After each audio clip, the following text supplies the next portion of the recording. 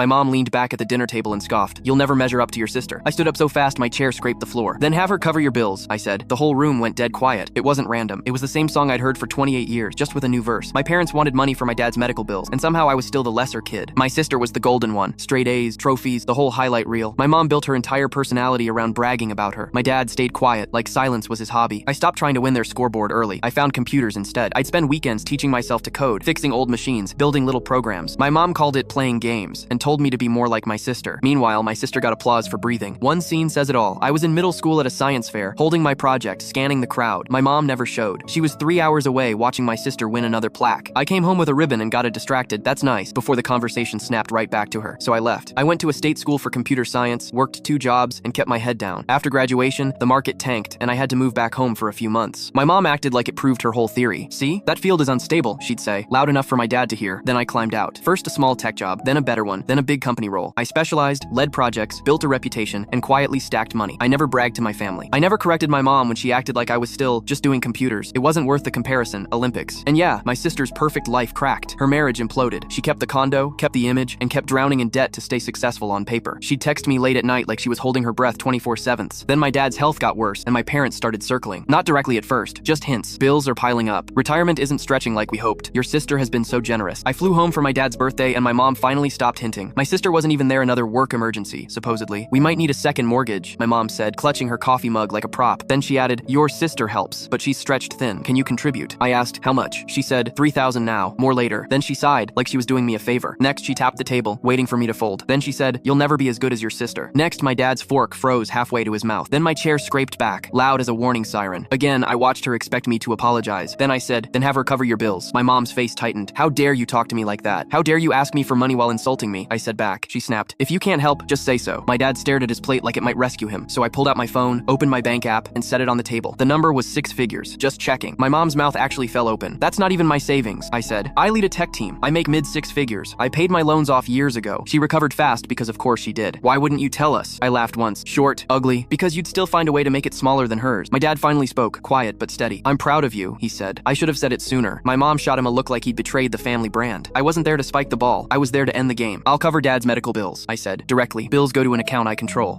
My mom brightened until I finished. "But you stop comparing me to my sister. No more, she's better. No more dismissing what I do. Respect is the price." She tried the old move. "Maybe you should talk to someone about these feelings." "I have," I said. "That's why I'm not backing down." I left with my hands shaking, but my voice didn't. The next day, my sister called and said, "About time." A week later, my dad visited me alone and apologized without excuses. 2 weeks after that, my mom through my dad agreed to counseling. She still isn't suddenly warm and fuzzy, but now she knows what I wish she learned years ago. I'm not her backup plan. I'm her son.